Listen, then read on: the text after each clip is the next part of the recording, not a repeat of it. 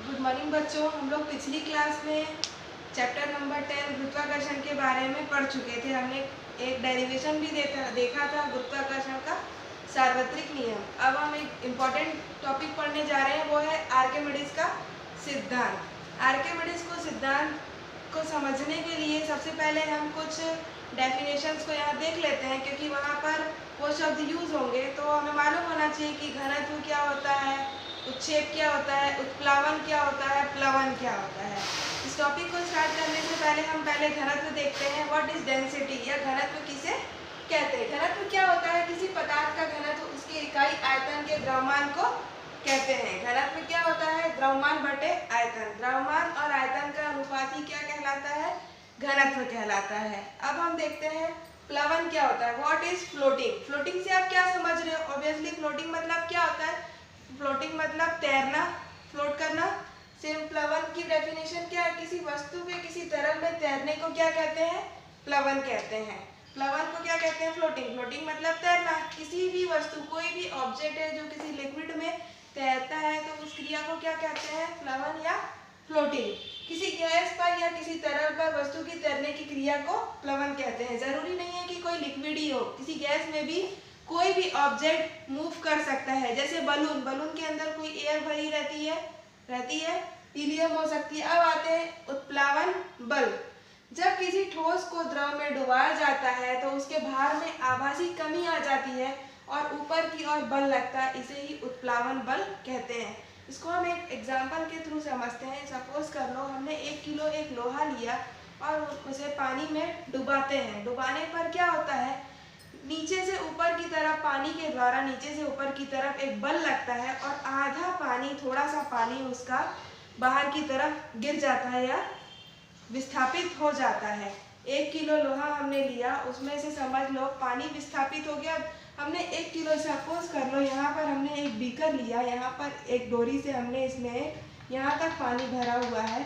हमने यहाँ पर लोहे की एक बॉल को इसमें गिराया, कुछ पानी विस्थापित हो जाता है और इस दूसरे बीकर में आ जाता है। मतलब सपोज कर लो कि इसमें अगर 1 किलो लोहा है तो 200 ग्राम पानी इसमें निकल जाता है। तो ये क्या होता है? उसके आभासी कमी आ जाती है और इसमें एक बल लगता है, उसे क्या कहते हैं? उत्प्लावन बल कहते हैं। यह इसीलिए बताया था क्योंकि आर्किमिडीज के सिद्धांत में उत्प्लावन बल का प्रयोग हुआ है। यह ठोस के आयतन पर निर्भर करता है। ठोस जितना भारी होगा पानी उतना ज्यादा विस्थापित होगा। अभी हमने देखा था उत्प्लावन बल क्या होता है। अब हम एग्जैक्ट डेफिनेशन देते हैं आर्किमिडीज का सिद्धांत क्या होता है। आर्किमिडीज का सिद्धांत क्या है? किसी ठोस को किसी द्रव में पूर्ण या आंशिक रूप से डुबोने पर ठोस के भार में आई आभासी कमी द्वारा हटाए गए द्रव के भार के बराबर होती है। क्या होता है? जैसे सपोज हम इसको एक एक्सपेरिमेंट से समझते हैं। हमने इसमें एक बीकर लिया और एक ये स्टैंड या तुला लिया। हमने इसमें डोरी से बांध के एक लोहे की बॉल को अंदर पानी में डाल दिया। लोहा कैसा है? ठोस अवस्था में है और पानी कैसा है? तरल अवस्था में है। मैंने क्या बोला आर्किमिडीज के सिद्धांत में? जब किसी ठोस को किसी द्रव में पूर्ण या आंशिक रूप से, पूरा या आधा, किसी ठोस को किसी तरल में पूर्ण या आंशिक रूप से डुबाया जाता है तो ठोस के भार में आई कमी ठोस द्वारा हटाए गए द्रव के भार के बराबर होती है। जब इसको हम पानी में डालते हैं ठोस को, तो थोड़ा सा पानी विस्थापित हो जाता है। सपोज कर लो यहाँ पर मैंने 1 किलो ठोस लिया है। अगर मैंने इसे पूर्ण या आंशिक रूप से तरल में डुबाया तो इसका आधा जल विस्थापित हो जाता है और ये इस बीकर में चला जाता है। ये क्या कहलाता है? आर्किमिडीज का सिद्धांत कहलाता है। ठोस को किसी द्रव में पूर्ण या आंशिक रूप से डुबोने पर ठोस के भार में आई कमी ठोस द्वारा हटाए गए द्रव के भार के बराबर होती है। क्या है? उत्प्लावन बल क्या होता है? भार में आभासी कमी बराबर हटाया गया द्रव। ये तीनों क्या होते हैं? उत्प्लावन बल क्या होता है? पानी, तरल जो है, नीचे से ऊपर की तरफ एक बल लगाता है, वही क्या कहलाता है? उत्प्लावन बल कहलाता है। उत्प्लावन बल, भार में आभासी कमी और हटाए गए द्रव, ये तीनों क्या होते हैं? बराबर होते हैं। अब हम देखते हैं कि ये किन किन कारकों पर निर्भर करते हैं। पहला है ठोस का आयतन और दूसरा है द्रव का घनत्व। ठोस के आयतन में क्या है? ठोस का आयतन बढ़ेगा विस्थापित जल की मात्रा भी उतनी ही अधिक होगी। सपोज कर लो ठोस का आयतन ये भारी है, इसका आयतन ज्यादा है, तो जल भी कितना विस्थापित होगा, अधिक मात्रा में विस्थापित होगा। द्रव का घनत्व, यदि द्रव का घनत्व बढ़ेगा तो उत्प्लावन बल भी बढ़ेगा। कॉमन सेंस की बात है, अगर द्रव का घनत्व बढ़ रहा है तो उत्प्लावन बल क्या होता है, तरल में नीचे की तरफ, तरल द्वारा नीचे से ऊपर की तरफ लगाया गया एक बल उत्प्लावन बल होता है। समुद्र में तैरना, यही कारण क्या है, समुद्र में तैरना आसान है लेकिन स्वच्छ जल में तैरना कठिन है। अब यहाँ आता है क्वेश्चन क्यों, क्योंकि समुद्र में इम्प्योरिटी मतलब अशुद्धियाँ क्या होती है, ज़्यादा पाई जाती हैं और शुद्ध जल में अशुद्धियाँ नहीं पाई जाती हैं। अशुद्ध समुद्री जल में क्या होता है, सोडियम क्लोराइड NaCl होता है, तो उसका घनत्व क्या होता है, ज़्यादा होता है और इसलिए उत्प्लावन बल भी अधिक होता है और जिससे मनुष्य उसमें आसानी से तैरता है, डूबता नहीं है। अब हम देखेंगे आगे तैरने के सिद्धांत। तैरने के सिद्धांत के लिए 3 प्रैक्टिकल, जैसे मैं यहाँ पर एक डायग्राम बनाऊंगी, उसके थ्रू हम देखेंगे कि कैसे कैसे वर्किंग पर क्या क्या होता है।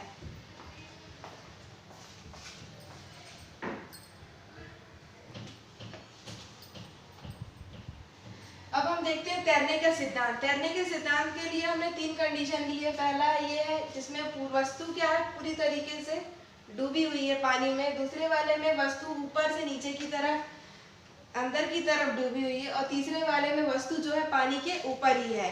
अब यहाँ पर आ रहा है वस्तु किस अवस्था में, ठोस अवस्था में है, इसीलिए यहाँ पर ठोस का भार क्या लिया है, ठोस का भार है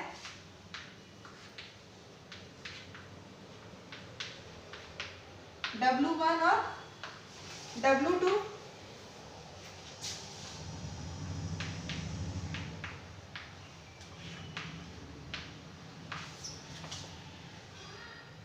उत्प्लावन बल, उत्प्लावन बल, ठोस का भार है W1 और उत्प्लावन बल है W2। क्यों, क्योंकि किसी भी ऑब्जेक्ट को जब हम पानी में नीचे डालते हैं और वो ठोस अवस्था में है तो ऊपर की तरफ एक बल लगता है, वही होता है उत्प्लावन बल।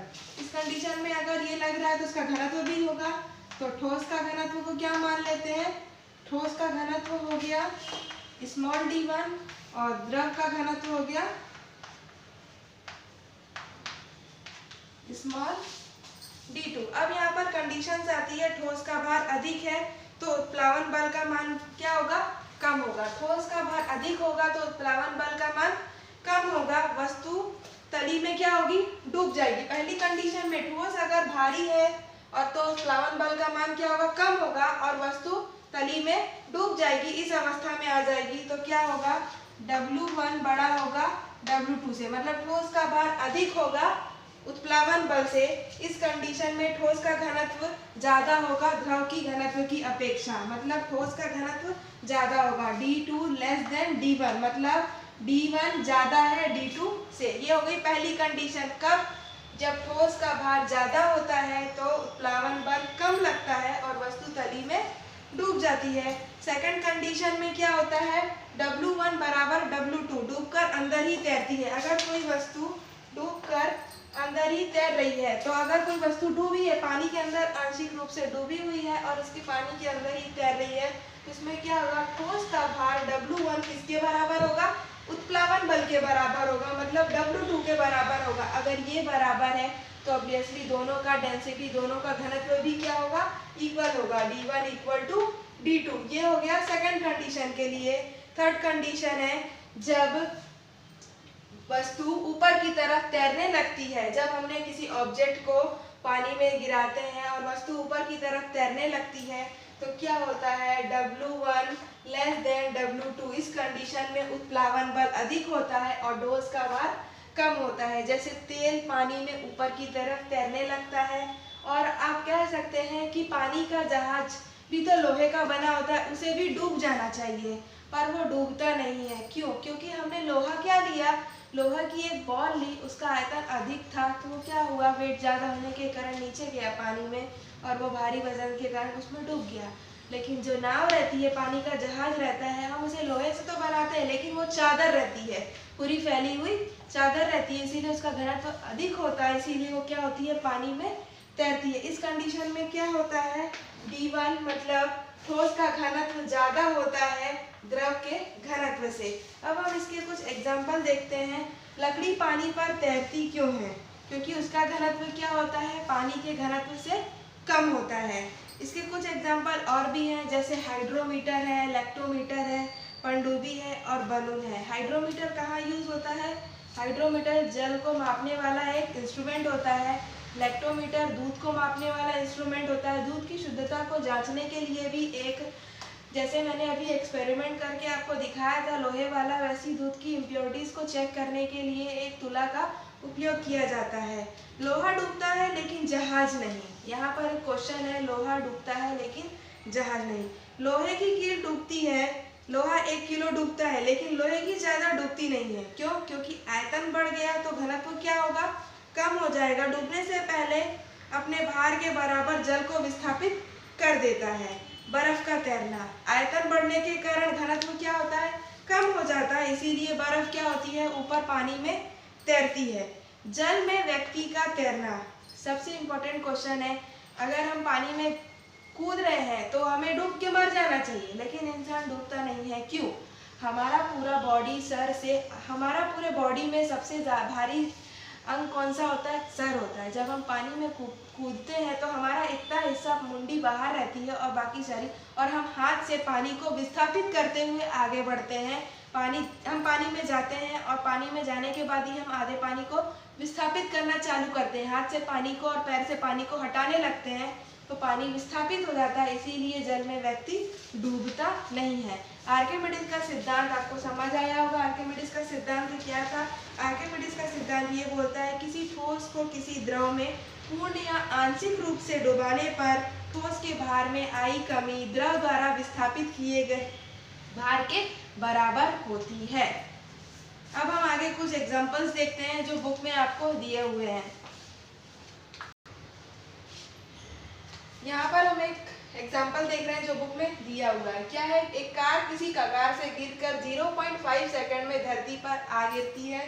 परिकलन में सरलता से g का मान 10 मीटर सेकंड की पावर -2 लेने बोला है। क्या निकालना है? धरती पर टकराते समय कार की चाल क्या होगी, 0.5 सेकंड के दौरान इसकी औसत चाल क्या होगी, और धरती से कगार कितनी ऊंचाई पर है। इसके सॉल्यूशन को करने के लिए हमें सबसे पहले मालूम होना चाहिए कि गति के समीकरण कौन कौन से होते हैं। गति का पहला समीकरण है v = u + at, और सेकंड है s = ut + ½ at², और थर्ड है v² = u² + 2as। ये गति के 3 समीकरण हैं। इन्हीं 3 समीकरण से हम इसका सॉल्यूशन करेंगे। अब कैसे? यहाँ पर u क्या है? प्रारंभिक वेग है, v क्या है? अंतिम वेग है, और s वस्तु द्वारा t समय में चली गई दूरी है। इसको निकालने हम सबसे पहले क्वेश्चन में जो भी चीजें दी हुई है उसको यहाँ लिख लेते हैं। क्या क्या दिया है? समय t कितना दिया हुआ है? 0.5 सेकेंड। उसके बाद प्रारंभिक वेग क्या है? प्रारंभिक वेग मैंने बताया u, कुछ भी नहीं है। जब कोई ऑब्जेक्ट, जब हम सपोज कर लो यहाँ से चल के वहां तक जाते हैं और बोलेंगे समय नोट करो, तो आपका स्टार्टिंग टाइम क्या था? 0, और सपोज कर लो आप एंडिंग पॉइंट तक 5 मिनट में पहुंचे हो तो वो आपका v हो जाएगा। तो यहाँ पर प्रारंभिक वेग u क्या है? 0 मीटर सेकेंड की पावर -1, और अंतिम वेग क्या है? अंतिम वेग आपको v = दिया हुआ है, क्या दिया हुआ है? 10 मीटर सेकेंड की पावर -2। अब कार का त्वरण भी हमको दिया है। गुरुत्वीय त्वरण a, गुरुत्वीय त्वरण क्या है? a =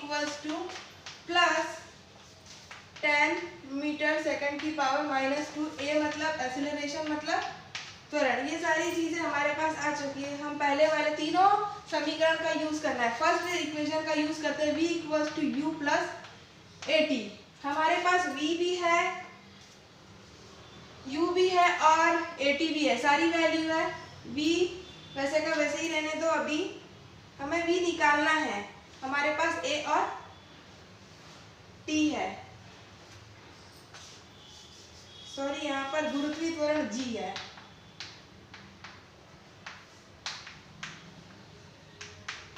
स्मॉल, ये हमको क्वेश्चन में दिया हुआ। v हमको निकालना है, हमें मालूम है प्रारंभिक वेग u का मान 0 है, a का मान क्या था 10 मीटर सेकंड की पावर -2 इंटू t का मान कितना है बेटा, t का मान है 0.5 सेकेंड। अब हम इसको कैंसिल आउट करेंगे तो 10 मीटर सेकंड की पावर -2 इंटू पॉइंट हटाएंगे तो ये हो जाएगा 0.5 या 5/10।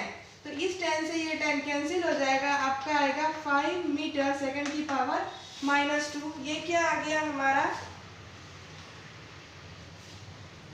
-1, ये क्या हो गया अंतिम वेग v निकल गया। अब हम यहाँ पर सेकंड क्या निकालेंगे, औसत चाल, एवरेज स्पीड देखेंगे। औसत चाल के लिए क्या होता है,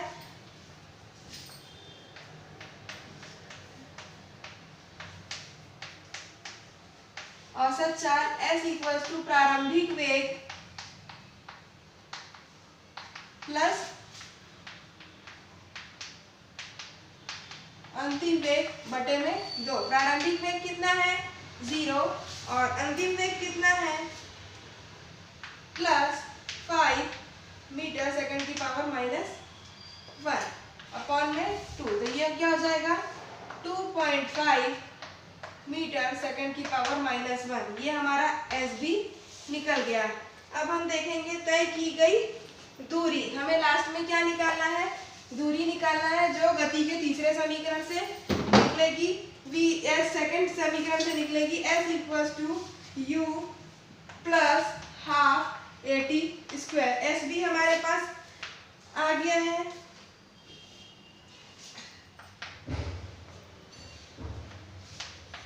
हाफ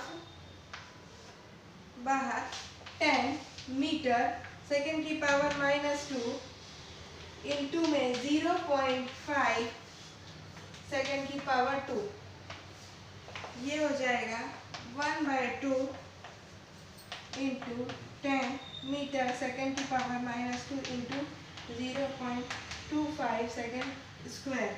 इसका आंसर होगा 1.25 मीटर।